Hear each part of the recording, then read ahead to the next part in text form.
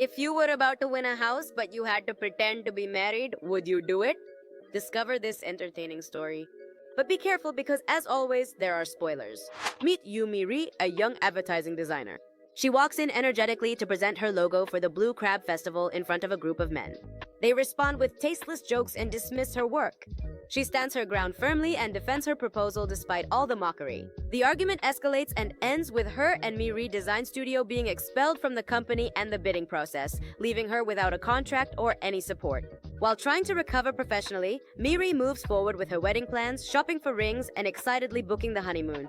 But everything falls apart when she discovers that her idiot fiancé, Kim Woo Nayo, is cheating on her with another woman, shattering her plans and completely ruining her day. That same night, when she returns home, she finds an earring and strands of someone else's hair. She investigates on social media and confirms the betrayal. Furious, she confronts him in public and breaks off the engagement.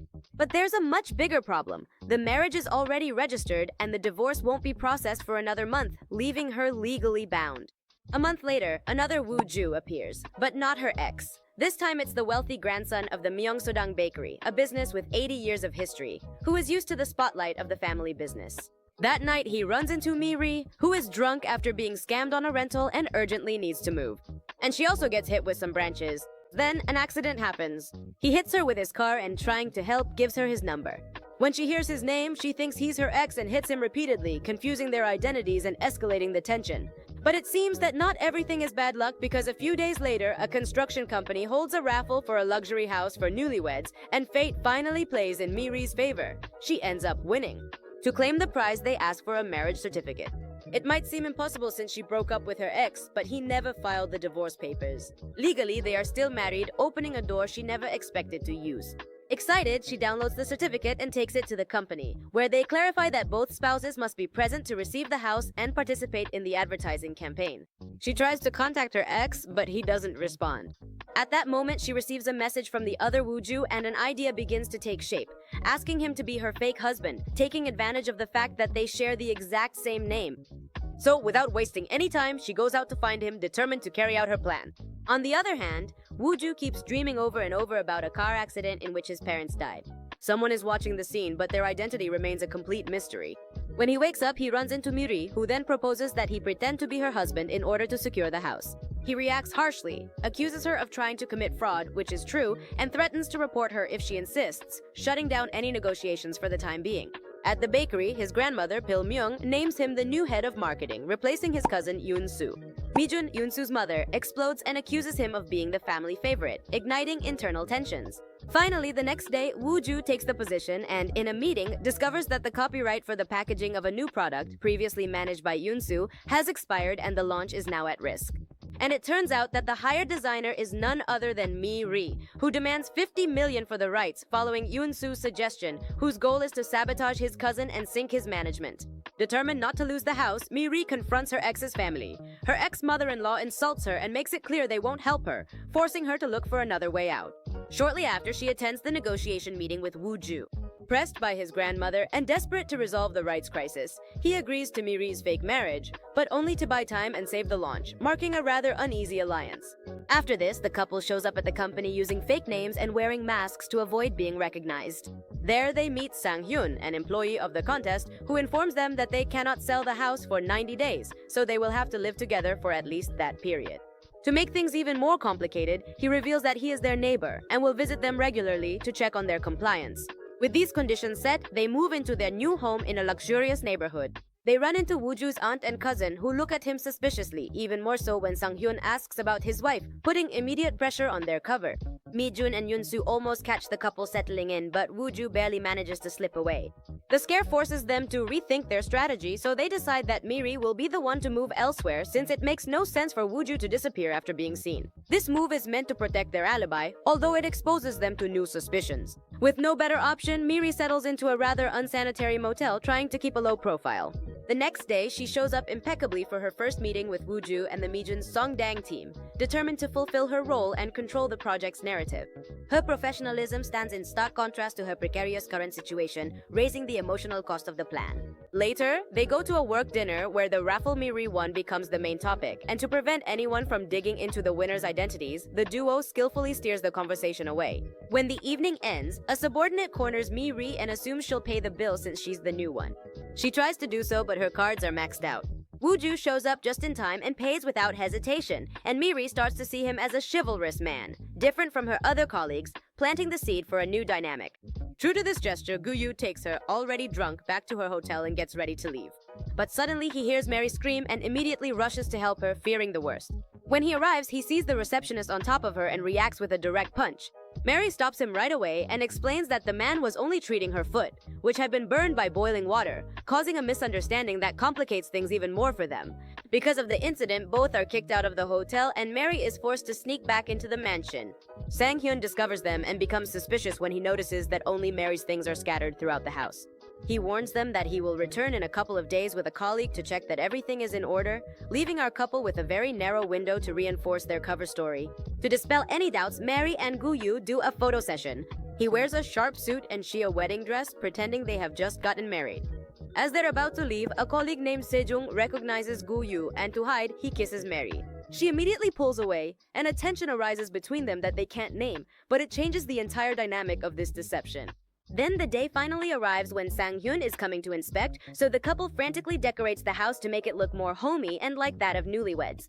Mary gives Guyu intimate details about her ex just in case they get asked questions.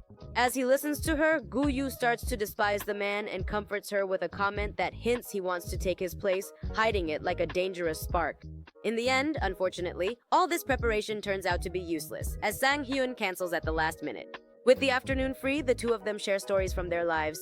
Mary reveals that a character she designed for Mi Jung Sundang is inspired by her first love, who is actually Guyu, though neither of them knows it.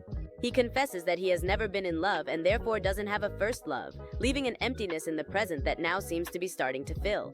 Later on, a key detail from the past is revealed. After the boy's parents died, it turns out that the one who comforted Guyu was little Mary, although he doesn't remember it. It is also revealed that Hango, Guyu's uncle, caused the accident that killed his sister and brother-in-law, and is also involved in the recent death of an employee at Mijung Sundang. The family tragedy turns into a conspiracy, raising the danger in the house. Mary's mother arrives in the city and finds out about her daughter's breakup. Guyu tries to calm her down and acts attentive and respectful, thus gaining ground as a trustworthy figure. Later, Mary tells her mother everything, and she reacts with unexpected joy since she couldn't stand her former son-in-law. Later on, Guyu sees a photo of Mary as a child and realizes that she was the one who comforted him after his parents' death. Moved, he promises to help her keep the house at all costs, sealing a commitment that is no longer just a superficial deal. Shifting focus, Mary's ex breaks up with his girlfriend after being cheated on, how karmic, and then decides to call our protagonist to try to rekindle their relationship. When she realizes it's him, she blocks him without hesitation, closing that door for good. Sang-hyun attends a meeting at the Mijung Sundang. Guyu notices him and immediately goes to hide in the bathroom, but when she comes out, she runs into Hango and Sang-hyun himself.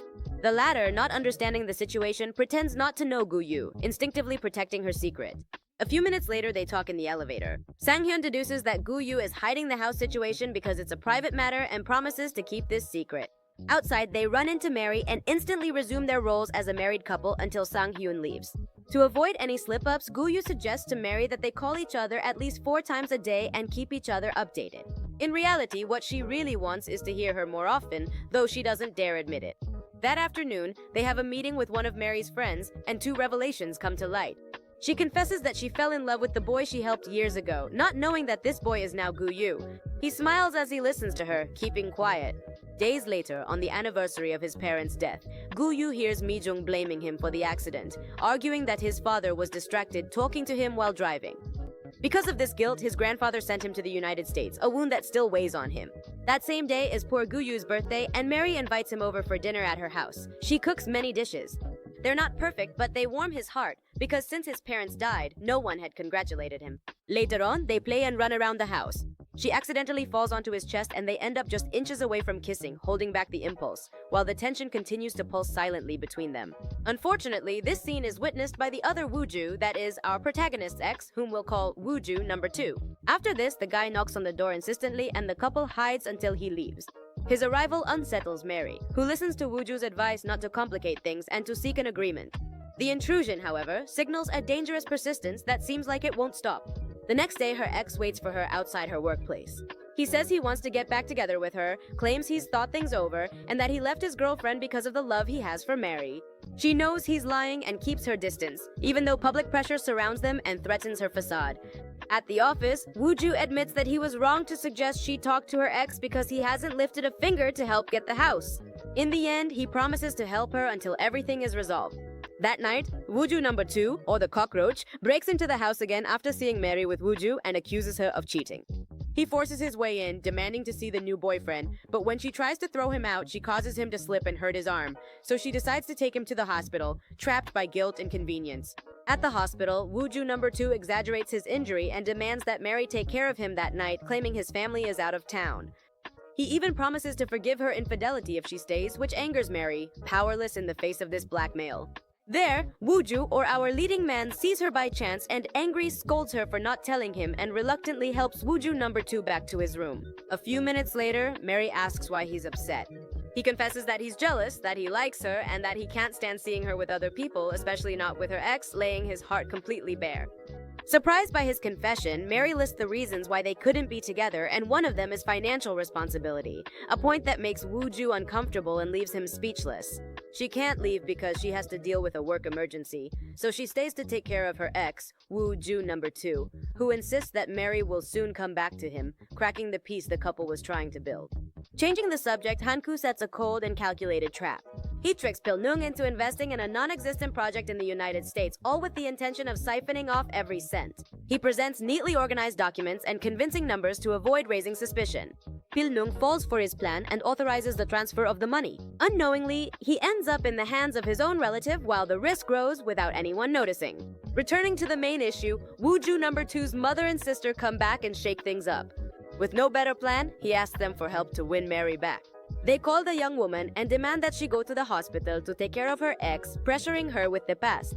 Mary replies that she has already done enough and decisively hangs up the call. The silence that follows only increases the tension among everyone. That afternoon, Wooju speeds off in a new car to find Mary. He wants to show her stability and security, a present worthy of her. He promises to bring her flowers often, trying to plant the seeds for a peaceful future. When they arrive home, he calmly invites her in and leads her to an intimate memory he keeps close to his heart. He shows her his diary. He flips through the pages until he stops at an entry about his first love. Mary reads it and feels uncomfortable because she doesn't realize that the first story is about the two of them. He watches her in silence, waiting for a sign that never comes. The discomfort lingers in the air and doubt settles between them.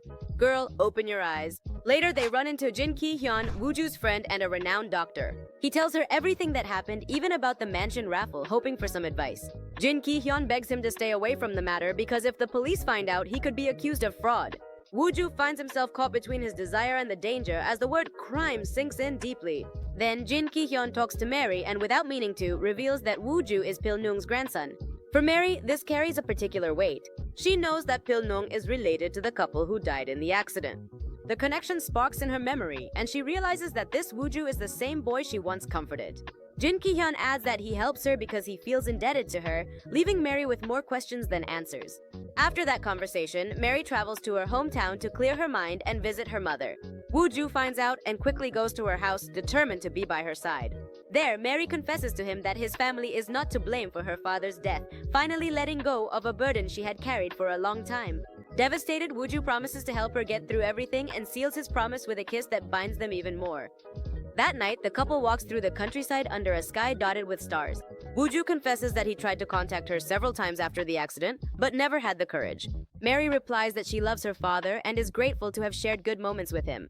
The night wraps them in calm, but the past still burns beneath the surface. Meanwhile, in Seoul, Jin Ka-jun replays her last conversation with Wooju. She has been in love with him for a long time, and the memory hurts. She remembers that Wooju told her he only loves Miri and warned her not to get involved in his affairs. Acceptance stings, and silence becomes an accomplice to her secret. Back in the village, Miri's mother prepares breakfast and watches the couple carefully. She asks Wooju to take care of her daughter, drawing a firm line. He promises not to hurt her, fully aware of the responsibility he is taking on.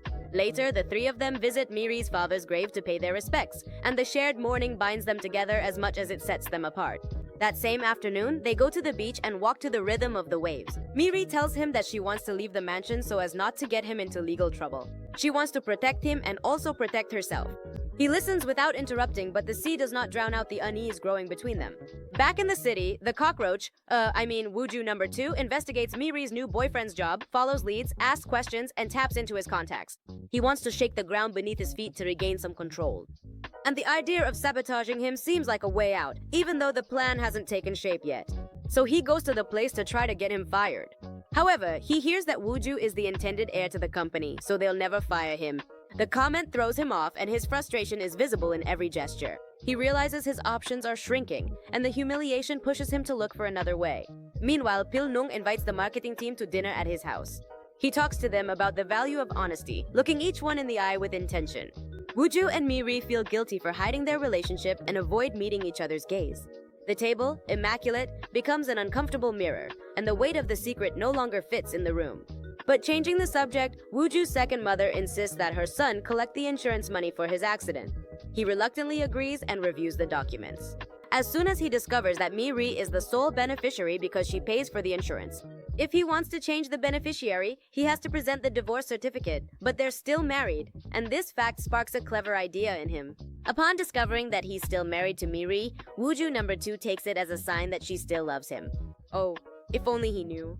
His hope grows quickly, but it crumbles just as fast because he finds out about the mansion raffle and checks the company's website. He recognizes Miri and Wooju as the winners, and it makes his blood boil. So, without wasting any time, he goes to the couple's house and confronts his ex. He complains, demands, accuses, and tries to break through the newly built fortress. Then he changes his tone and suggests getting back together in order to keep the mansion. Miri rejects him, and the door he's trying to push closed shuts even more firmly. Desperate, he makes a sharp turn and gives Miri an ultimatum. Either she breaks up with Wooju or he'll use their relationship to destroy Mayong Sunggang's reputation.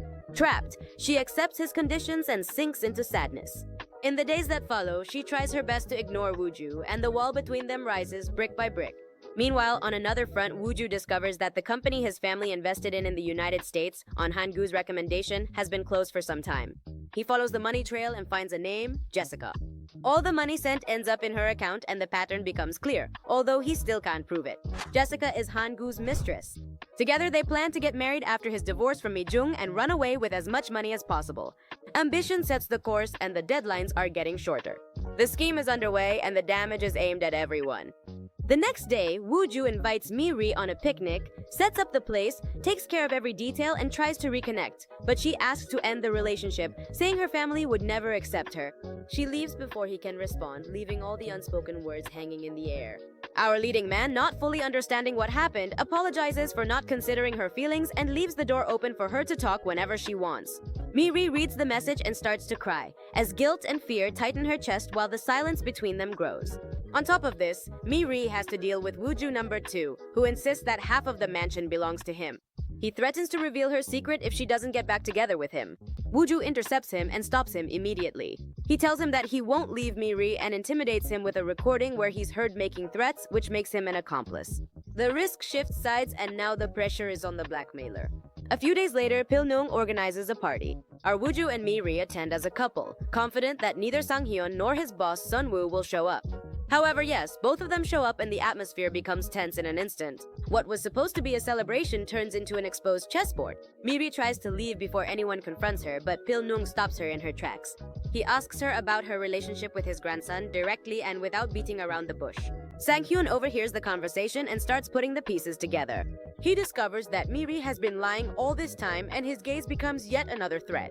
On the other hand, Jin Ka-jun sees Sang-hyun listening to the conversation between Miri and Pil-nung and to protect Wooju, stops him with a threat.